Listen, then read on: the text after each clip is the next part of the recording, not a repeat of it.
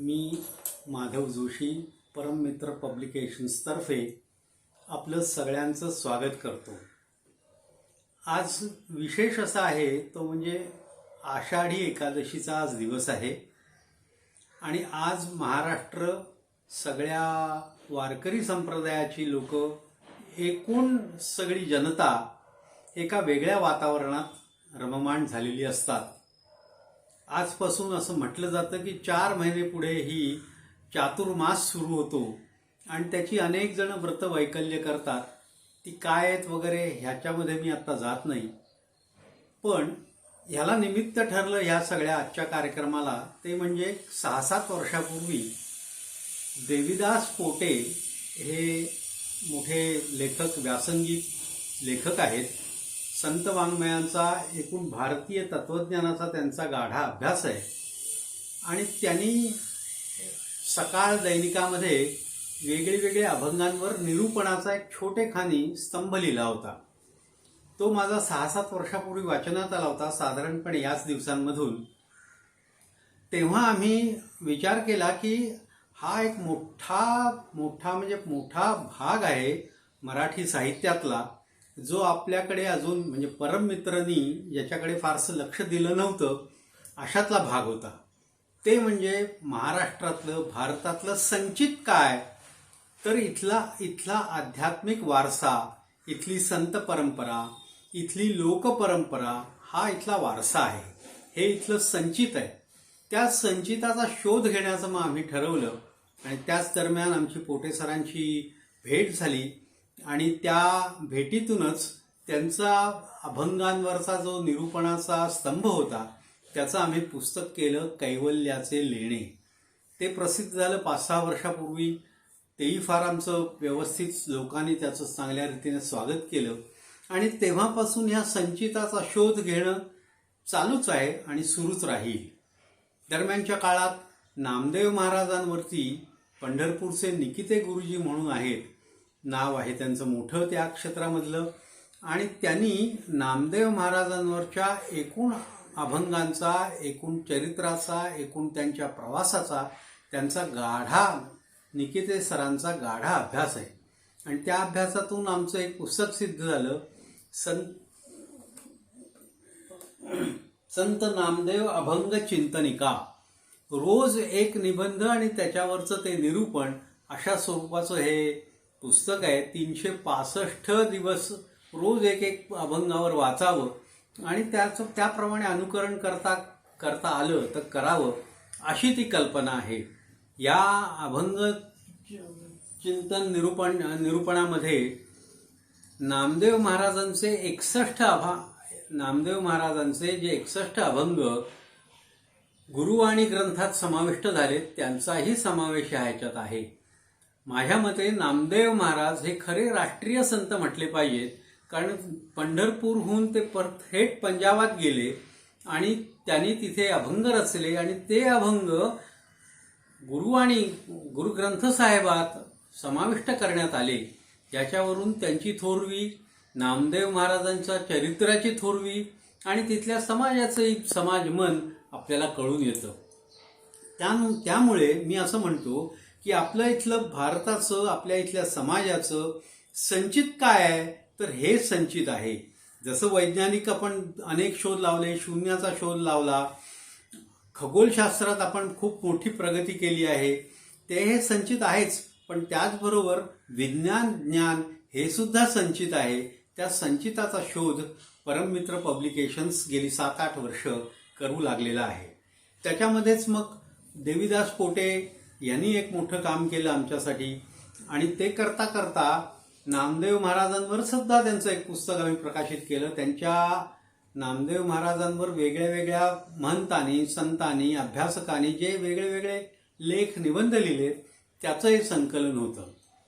आज आपण जे म्हणतोय की एकादशी वारी, आजचा शेवटचा दिवस, म्हणजे आज सगळे वारकरी आळंदीहून, देहून निघतात आणि वेगळ्या संतस्थानातून निघतात, देवस्थानातून निघतात, दिंड्या निघतात, लोक निघतात आणि हे सगळं पायी करत चालत पंढरपुराला कालच्या दिवशी म्हणजे नवमी दशमीला पोचतात.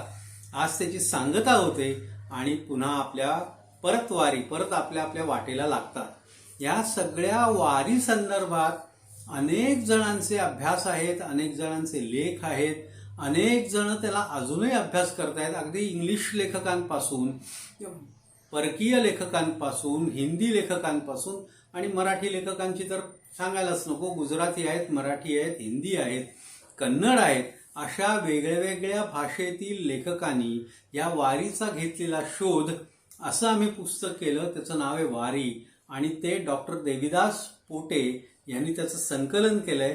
त्या वारीलाही आमचा खूप चांगला प्रतिसाद मिळतोय आणि तेव्हा आमच्या लक्षात आलं की परममित्र पब्लिकेशन्सनी जो या संचिताचा शोध घ्यायला सुरुवात केलाय त्याला वाचकांकडनं चांगला प्रतिसाद मिळतो आहे। आत्ता आपल्या पुरोगामी म्हणणाऱ्या महाराष्ट्रामध्ये मला जरा थोडीशी भीती होती की या संचिताचा शोधाला कसा प्रतिसाद महाराष्ट्र देईल, तर उलट माझ्या अपेक्षापेक्षा उलट झालं। या वाङ्मयाला तर खूप चांगला प्रतिसाद मिळाला। अर्थातच हे आमचं सगळं वाङ्मय ते अभ्यासपूर्ण असं केलेलं वाङ्मय आहे। आपलं भक्ती मार्गाने लोकांनी जावं अशा अर्थाचं तिथे कुठेही प्रतिपादन किंवा त्याचा धोषा घेतलेला नाही, हेही या पुस्तकांचं सगळं वैशिष्ट्य म्हणता येईल। आणि ह्या सगळ्याचा या वारकरी संप्रदाय असो किंवा एकूण संचिताचा शोध असो, हा श्रीकृष्णापर्यंत जाऊन पोचतो। आणि श्रीकृष्ण असं एक चरित्र आहे की ज्याचा असंख्य अंगाने शोध घेतला तरी ते शोधक म्हणतात की थोडंसं अजून बाकी आहे, आमचं काम बाकी आहे। त्या दृष्टीने आम्ही श्रीकृष्ण एक अभ्यास हे एक अतिशय वेगळ्या पद्धतीचं असं अभ्यासपूर्ण पुस्तक प्रकाशित केलं होतं। त्याचेही संपादक देविदास पोटे आहेत आणि ह्या पुस्तकाला खूप चांगला प्रतिसाद मिळाला आणि त्याची दुसरी आवृत्ती आता नुकतीच प्रकाशित करतो आहोत।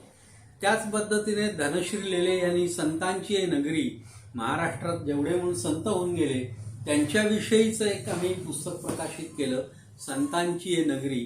या पुस्तकालाही खूप चांगला प्रतिसाद मिळाला आणि आपण म्हणतो की ह्या सगळ्या संतांचं चरित्र कसं असेल, काय असेल, चरित्र कसं असेल तर ठीक आहे त्याचा शोध घ्यावा, पण आजही ज्यांचे गुणगान गायलं जातं, आजही ज्यांच्या नावाने लोक 20-25 दिवस, महिना दीड महिना चालत पंढरीला पोचतात, हेच त्यांच्या चरित्राचं वैशिष्ट्य आहे।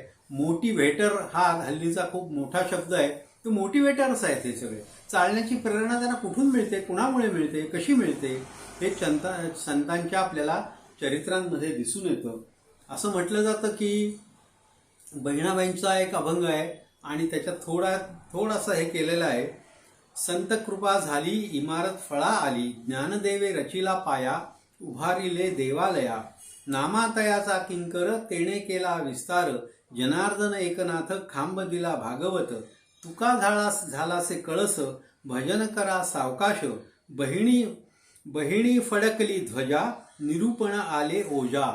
त्यामुळे ज्ञानेश्वर महाराजांपासून तुकाराम महाराजांपर्यंत जेवढे म्हणून संत होऊन गेले हे सगळे ह्या परंपरेतले आहेत आणि ह्या सगळ्यांचं मूळ हे श्रीकृष्णामध्ये आहे।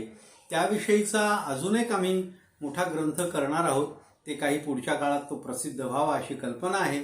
मला वाटतं की आजच्या ह्या एकादशीच्या दिवशी केलेल्या या काय म्हणू आपण प्रतिवेदनात एवढी माहिती पुरेशी आहे। मला सगळ्यांना विनंती करायची वाटते की ही सगळी पुस्तकं बघा, वाचा आणि त्याच्यावर आपली प्रतिक्रिया नोंदवा, म्हणजे आम्हाला ह्या दृष्टीने अजून कसं पुढे जाता येईल याची प्रेरणा मिळेल। आत्ता मी इथे थांबतो। नमस्कार, धन्यवाद।